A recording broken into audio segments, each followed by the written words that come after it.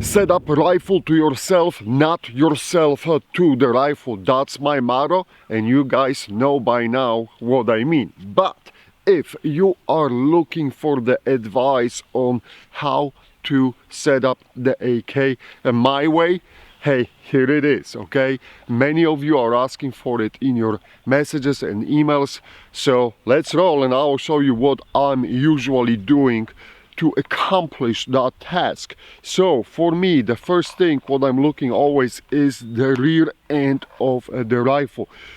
It turns out that usually those original AK type stocks are a little bit too short for me, and not because I do have this optic. We'll talk about the optics in a second, but they literally, for the people like me, do not offer enough length of pull because I have a long arms and I have a giraffe type neck. So my simple solution for this, if I want to keep that stock style on the rifle, I'm adding those UTG add slip-on pads.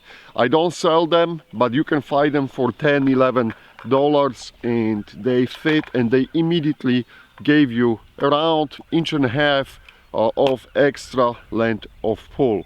So that's the easiest solution, and as you can see here on this high-speed rifle, I got it as well. When I can, and I don't care about keeping the AK, you know, in natural habitat style, I usually put the M4 stock adapter, because then I have full control for that length of pull. And sometimes you do have to make a shots from the very strange positions, so if I can adjust that stock and make it to fit me better, that's a value add-on. But here, this is the simple solution for the standard style stocks of AK. Now, moving forward and following the path, you know, the whole path forward on the AK. If you want to keep the wood and wooden handguards, that's pretty much it, right? You don't want to alter the original state. The only thing what you can add is the optic to the AK. And why I am a big pro optic on the AK, or any type of the rifle for that example. Guys, this is not that you can see the target bigger, you know, so you can make an easier shots. No, like if we are talking about specifically the situations where you may, let's say, have to use the AK in some sort of the civil war or some sort of complete system collapse, look what's going to happen. Almost everyone will be running in a freaking multicams, right? Because the multicam took over the world. Speaks the guy who wears the basically a Roddy camo style. But most of the people will be running in the multicams. So you want positively ID the target before engaging. And look what's happening in war in Ukraine. How many cases on the both sides of the conflict you have when the guys are smoking their own people, because everyone is trigger happy, right? They do not take time to positive ID that target. But optic also allows you to positive ID that target way ahead of the time, right? You can see what's going on, you can drill down, check the patches, whatever, markings, insignia, and familiar faces, so you're not smoking your own dudes just because they look similar to maybe the opposite force. So optic for me is extremely important, and if you want to keep that classic type of the AK look, it's possible. You can edit anything you want. This is the 1:6 power scope, of course, or you can keep those little prisms, and you got some magnification and some aid to your eyes to quickly see what's happening and what kind of target you have to deal with. Another thing what I like to do, if you want to keep the classic style AK, I just use the grip tape. This is Prince. There you go, Prince. That's like from Amazon. You can buy the three packs, and I like to add that grip tape on the original pistol grip style of the grips. these are still kind of too small for my hands.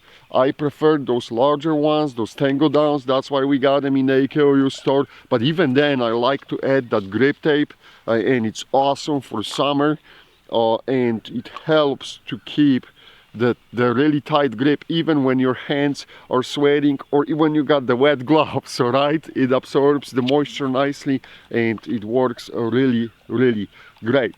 But going back to the classic design AK, so the grip tape, the slip-on pad, none of these is altering the original state of AK if you're thinking about preserving it but looking for some sort of the enhancements. And then of course you can screw around with the muzzle devices, but that will depend on what you want to accomplish. If you want to have a muzzle brakes or more effective than that one. That being said, the 74 style muzzle brake on a 74 style rifles works really good. You can do that.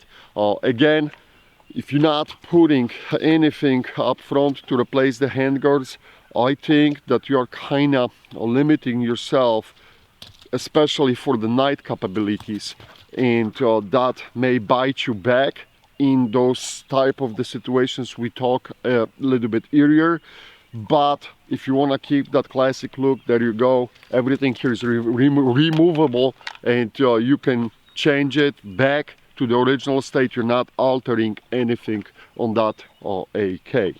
Now going back to the high-speed AK, you can see I got the rail up front, put it on. I got the Optic. I still kept the standard side folding stock, but I needed extension, so I got that slip-on pad and I added the grip tape to the pistol grip. Now this rifle is for a business, ready for a business at night. I do have the active targeting system because of the laser designator. Some people don't like that. They got spoofed by those videos from Ukraine when some equipment was captured which was detecting the IR lasers and things like this. This is nothing new, guys, and I wouldn't really worry about it. I work against that equipment and you can fool it very easy, and I still think that the active targeting system is not bad, and the chances are very minimal that actually you're gonna get wasted because of that. But it is here, and also by adding the Optic and utilizing the rail. If you don't like the active targeting systems for the night, you can put anything here, longer rail, and you can set up yourself for the night operations to have the passive targeting system.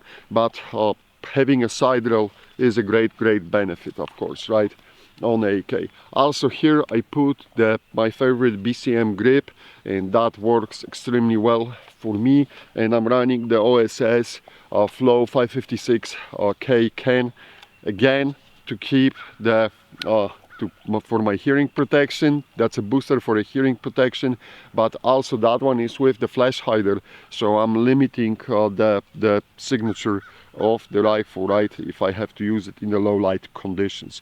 But that's pretty much. Oh, I forgot about the slings. Of course, the slings are extremely important. I'm using nothing fancy, guys. These are Magpul slings. They serve me well. I did not tear apart even one sling yet, and some of those slings went with me to hell and back, and here we are, and they still working great. So those Magpul slings in AKOU store, if you want to support the AKOU channel, are available, and I highly recommend them. Other than this, let me know what kind of questions or comments you have. I kind of presented to you two styles of the rifles, so if you want to keep the classic style and the little, you know, add-ons which make your life easier, or this is a almost fully pimped out, right, and you still, this is like my to-go rifle. I'm not, you know, I'm not going to hide that, but I often shoot with from classic AKs too, classic style AKs, or preserved in a more like form you would expect from the AK. Now, one thing about the 1-6 scopes, this is basically a recon combo. You definitely going to need that slip-on pad because simply even for correct eye relief for that type of the optic. And I don't care if you're running, you know, PA scopes or if you will have a vortex scopes, you will need a longer length of pull of the stock for that correct eye relief. But that's it, guys, pretty much it. Let me know if I missed anything, if you want to know more details. Hopefully this answers some of the most common questions you got for me. Thank you for watching. See you in the next video.